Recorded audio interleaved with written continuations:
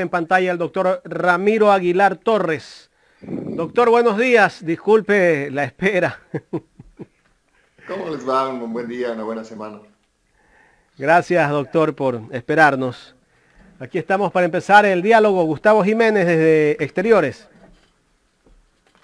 Muy bien, gracias, doctor. Buenos días. Bienvenido a los especialistas. ¿Qué le ha parecido el debate presidencial que se ha generado por 2 días, ¿no? Sábado y domingo, en el que hemos escuchado un sinnúmero de ofertas, como por ejemplo una canasta familiar virtual, como por ejemplo que Argentina con su escuálida economía nos va a favorecer con vacunas, como por ejemplo tratar de recuperar lo robado en tan poco tiempo, y así un sinnúmero de ofertas. ¿Qué le ha parecido? A ver, yo creo que fue excesivo el número de candidatos. Son 16 personas que durante horas y horas y horas transmitieron mensajes erráticos, ideas confusas, que demuestran su improvisación, su falta de competencia para el ejercicio del cargo, y que aburrieron completamente a una eventual audiencia. Yo no creo que haya ecuatoriano o ecuatoriana que se haya bancado las horas y horas de debate, más allá de los periodistas políticos, más allá de las personas que integran las respectivas campañas. El resto, yo creo que hay que aprender.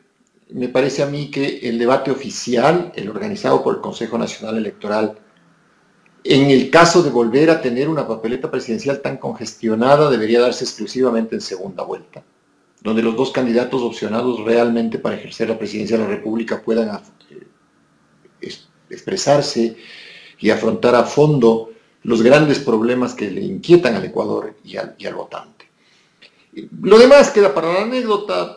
Personas que fueron a sacarse una selfie, que se compraron un traje con ocasión del debate, que tendrán grabado el debate para que sus nietos digan que fueron candidatos a la presidencia.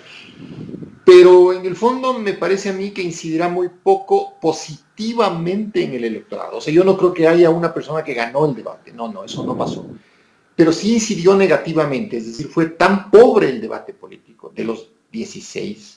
Quizá Arauz menos porque conoce mejor el tema técnico, porque tiene un equipo de trabajo atrás que tiene una idea muy clara de las políticas públicas. Arauz quizá la objeción es que no es una persona empática. Pero de todos modos, creo que todos salimos con una sensación de que si esto es lo mejor que puede poner la clase política ecuatoriana en un momento de tan dura crisis, estamos complicados. De alguna manera esto genera un desconcierto en la ciudadanía, porque usted ha dicho la falta de experiencia de estos candidatos los obliga a decir cualquier barbaridad. Pero quizá faltó un candidato más ahí, Álvaro Noboa. ¿Qué considera usted? A mí me habría gustado que esté Álvaro Noboa. Primero porque eso era lo democrático, lo participativo, pero también hay que decir que Álvaro Noboa quiso ser candidato cuando ya vio que las encuestas eventualmente cuajaban, es decir, tampoco es de todo inocente en no haber estado ahí. Él pudo haber sido candidato durante los calendarios regulares, durante los plazos establecidos, y simplemente también no se definió a tiempo en estos contactos previos con Lasso y Nebot. Sí, faltó Noboa quizá, o tal vez, eso no lo sabremos nunca. Si estaba en el debate y era candidato, y estaba en el debate, repito, habría sido parte de este humor nacional, porque no se olvide usted que Álvaro transmite mucho humor, ha sido el meme nacional los últimos años. Entonces quizá le habríamos visto en un rol humorístico, y en este momento lo que el Ecuador menos quiere es humor, lo que quiere es seriedad, porque la crisis es muy seria. Pero de todos modos, le repito, democráticamente a mí desde luego me habría gustado que esté Noboa ahí, más allá de que el no estar también es responsabilidad de él. Doctor, pero hay una realidad. El Tribunal Contencioso Electoral está pidiendo que se lo incluya. Los consejeros dicen que no hay tiempo ya y que no procede, pero hay una petición de un juez del Tribunal Contencioso Electoral que pide la destitución de los vocales. Entonces, ¿cómo terminaría esta novela? El capítulo nuevo está cerrado. El capítulo nuevo está cerrado, el proceso electoral está en camino. el hecho causal de destitución de los miembros del Consejo Nacional Electoral a juicio de los jueces del contencioso electoral será un tema que se discutirá con tiempo. Y en todo caso es lo menos prudente que pudo haber hecho el Tribunal Contencioso Electoral con un Consejo Nacional Electoral tan incompetente y tan vacío, generar además la incertidumbre de una eventual destitución. Yo creo que hay que cuidar la democracia, y parte de cuidar la democracia es al menos llegar a las elecciones en orden, poder sufragar en orden y que se puedan contar los votos en orden y proclamar los resultados. De todos modos, creo y le ratifico, para mí, el episodio Álvaro Noboa como candidato está cerrado. Doctor, con estos elementos que usted muy bien analiza, ¿cuál es el rumbo del Ecuador? ¿Hacia dónde vamos? Qué pregunta, porque es compleja. Y le voy a dar 3 variables. De hecho, reflexionaba sobre este tema en un artículo que escribí este domingo, que está en mi cuenta de Twitter. Mire, el Ecuador es un país donde el empleo público es visto como emprendimiento. La gente busca comprar un empleo público para tener un emprendimiento y hacer que el empleo público les produzca. ¿Cómo produce un empleo público? No en los salarios legítimamente obtenidos, sino en la corrupción. Desde el ministro hasta el conserje, en cualquier provincia del país. Es un país con muchísima corrupción. Es un país con mucho odio. Los ecuatorianos no somos capaces de entender que las disputas políticas no son disputas personales. Y tenemos una clase política, la actual, y esto se ha evidenciado además con los debates presidenciales y la inoperancia institucional para organizar un proceso electoral, tenemos una clase política muy torpe. Entonces, si usted tiene una empresa donde los empleados se roban los unos a los otros, se odian entre ellos y los administradores son unos idiotas, el final de esa empresa es un final cantado. Y el final del Ecuador es un final cantado. Es decir, yo creo que el Ecuador es un país inviable si no comienza la generación del bicentenario, es decir, aquellos ecuatorianos y ecuatorianas que están bajo los 30 años, que son además la base de la pirámide electoral. Si no comienzan a entender que hay que luchar y mucho contra la corrupción, no solo en el sector público, sino también en el sector privado, que hay que ser sencillamente honesto, que no hay que odiar, que hay que aprender a debatir y a respetar la opinión ajena. Y que no hay que ser tonto. O sea, cuando a alguien le proponen una idiotez, como que hay que invertir $3.000 millones en un programa de protección de derechos, uno tiene que decir, este es tonto y no puede ser candidato. O cuando una persona se pone a cantar en un debate, uno tiene que decir, este es tonto y no puede ser candidato. Pero mientras tengamos un país con estas 3 variables, el Ecuador será inviable absolutamente. Por eso cuando usted me dice cuál es el futuro del país, yo creo que en esta elección de febrero se juega el futuro del país.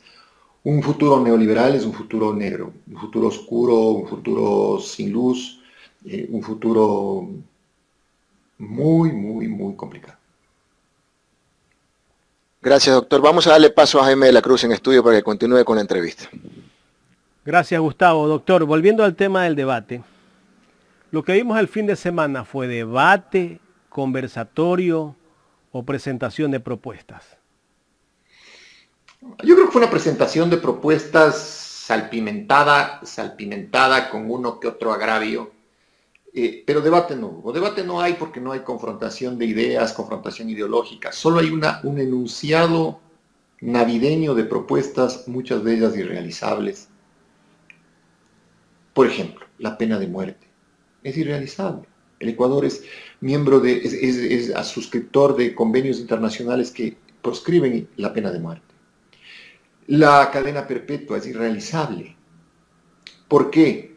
Porque ¿qué sacaría usted teniendo preso a un anciano de 95 años cuyo costo es para el Estado y no para el... es mayor para el Estado? Es decir, a un anciano de 90 años usted tiene que pagar remedios, pagar alimentación. ¿Qué saca además? Propuestas como la eliminación del Consejo de la Judicatura absurda, cuando eso implica primero reforma del Estado y eso es Asamblea Constituyente, y segundo, antes del Consejo de la Judicatura. Los nombramientos de la función judicial, las adquisiciones de muebles, de computadoras, de escritorios, los nombramientos eran actividad de los jueces. Entonces el juez se pasaba el 80% de su tiempo en temas administrativos y el 20% resolviendo causas. cuando el juez debe resolver exclusivamente causas, porque es juez.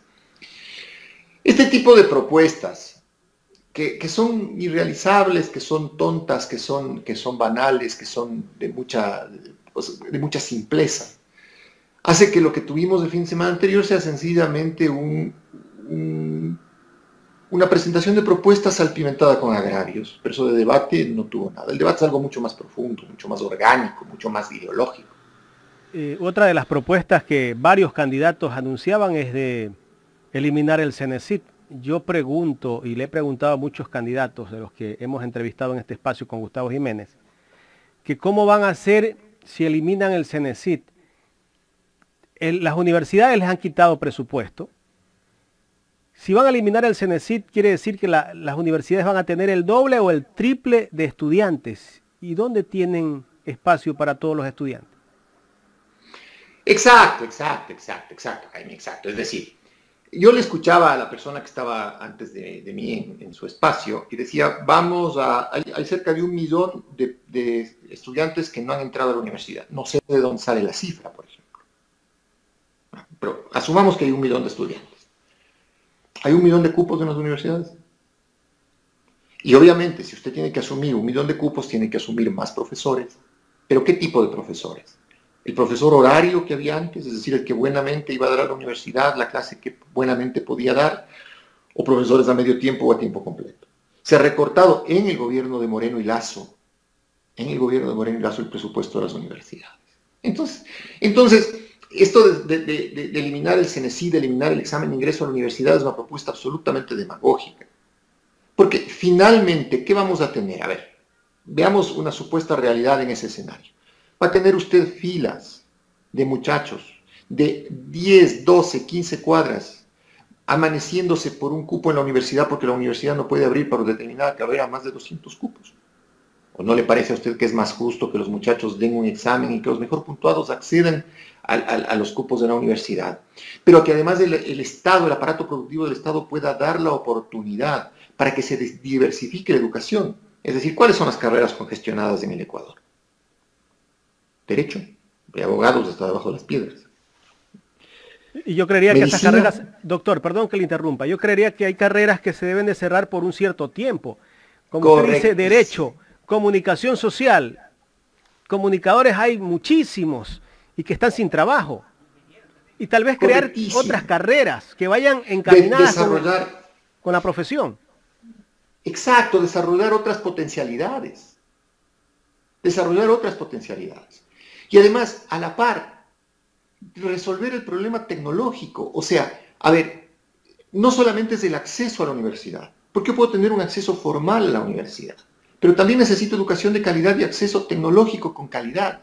Si yo no resuelvo el tema de la conectividad, porque el virus está, la vacuna en el Ecuador estará operando en septiembre u octubre, será operativa, y probablemente estemos este año también en este distanciamiento social y en esta actividad muy virtual. La conectividad.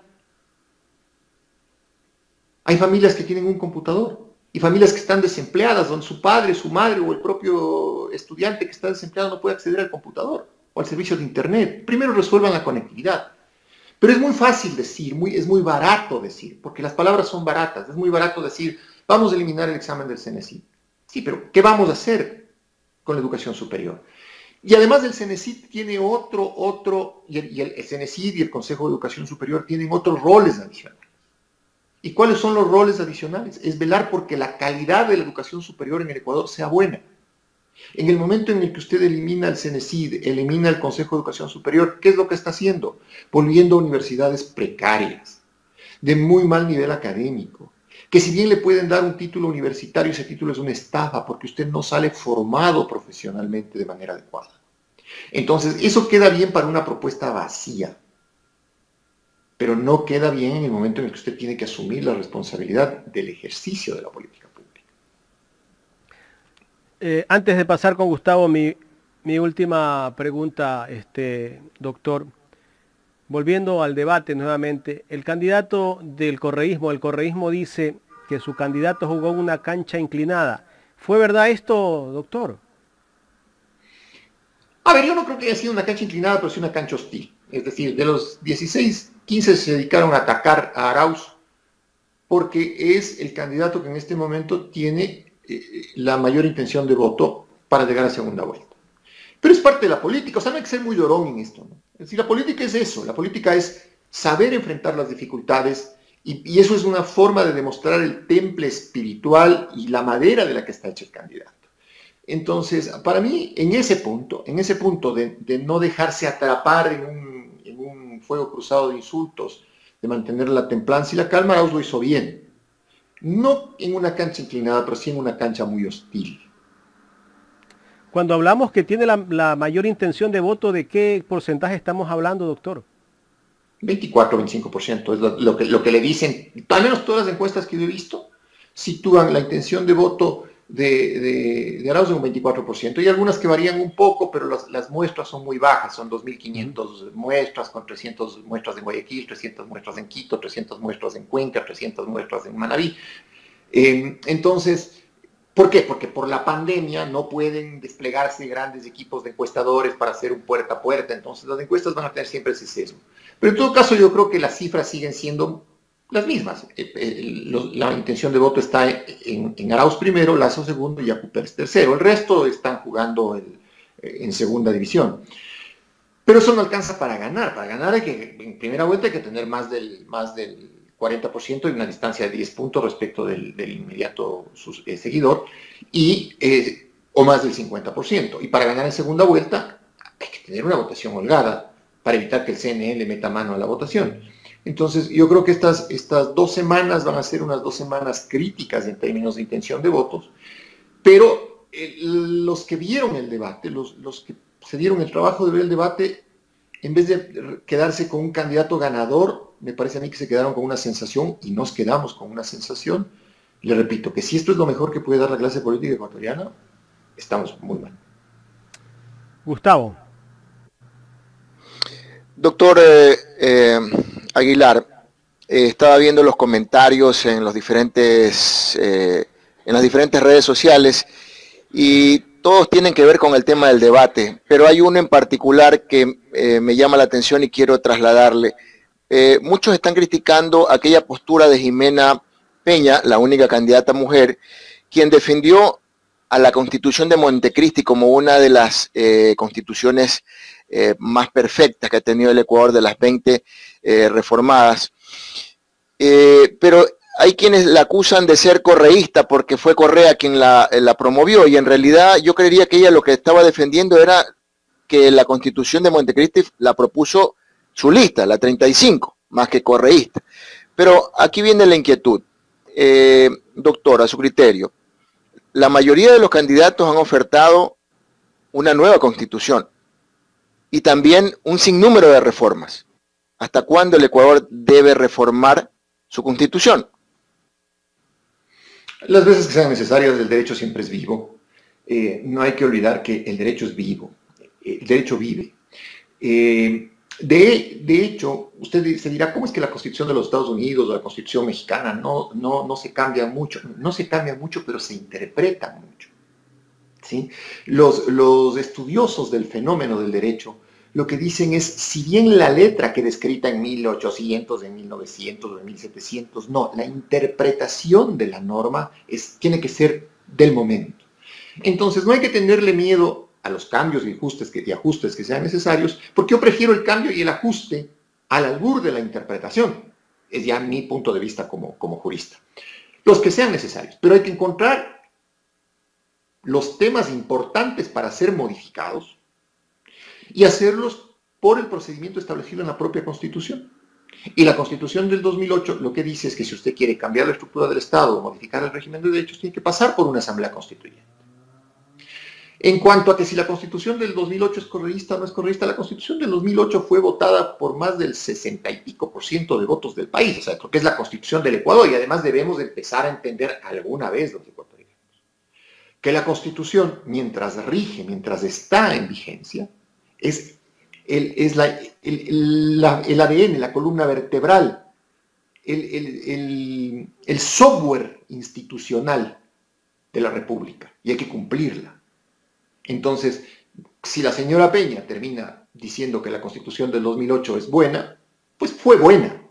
Pero la debacle política que tenemos en este momento, en donde incluso la Corte Constitucional y el propio Consejo de Participación Ciudadana y el gobierno de Moreno se pasaron por el forro la norma constitucional, implica que hay que ponerle ajustes y que esos ajustes, sin duda, hay que hacerlos mediante Asamblea Constituyente, si es que ese es el mecanismo.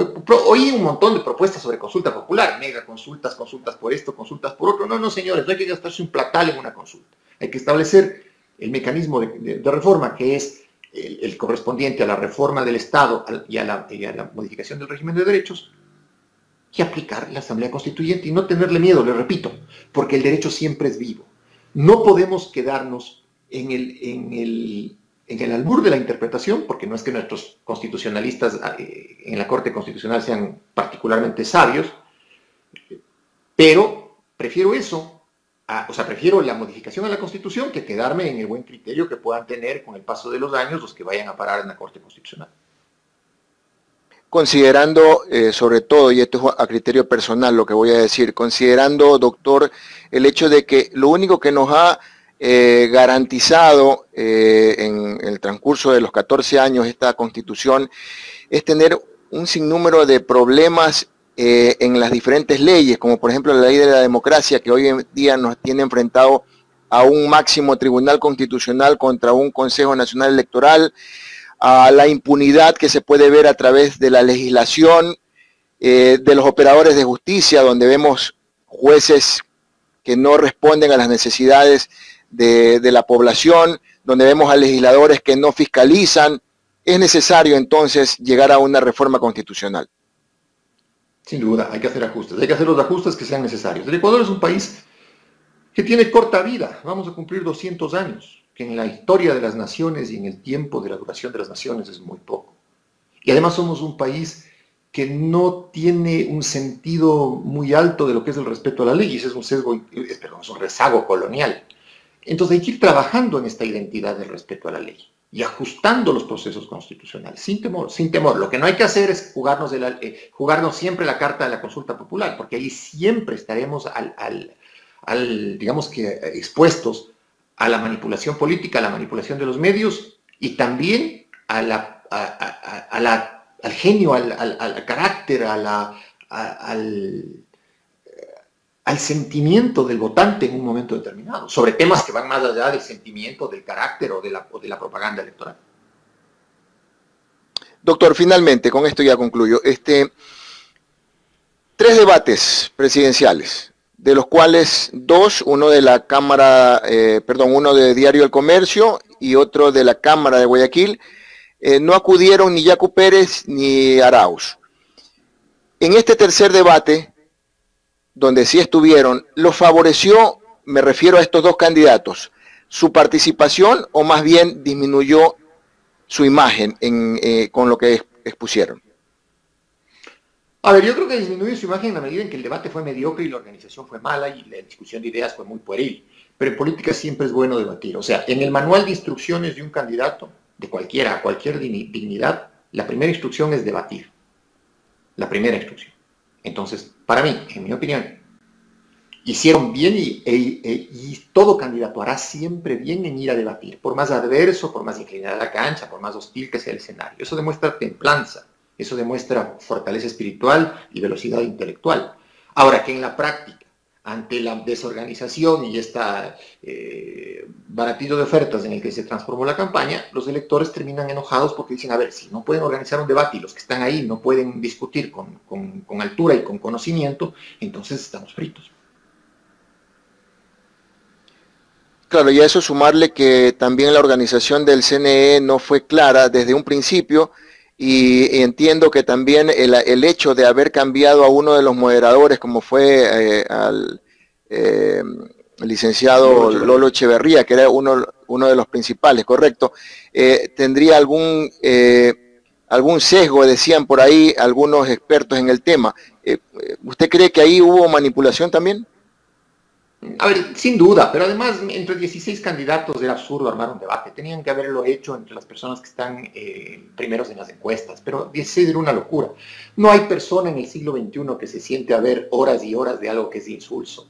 Si usted no logra captar la atención en un seminario, en una clase universitaria, en una ponencia, en 20 minutos y explicar máximo en 40 minutos, en total, las ideas que se están discutiendo, las personas se dispersan. Entonces, la organización fue fatal y desde luego este comité que organizó el debate eran básicamente anticorreístas jurados, pues Rosalía Arteaga, Grace Jaramillo, Simón Espinosa, César Ricaurte y Francisco Rocha. Entonces, si el debate es organizado por anticorreístas jurados, anticorreístas acérrimos y enfermos, el resultado es tratar de volver un debate un todos contra Arauz, y no hacer un debate en lo que implica un debate, la discusión conceptual e ideológica.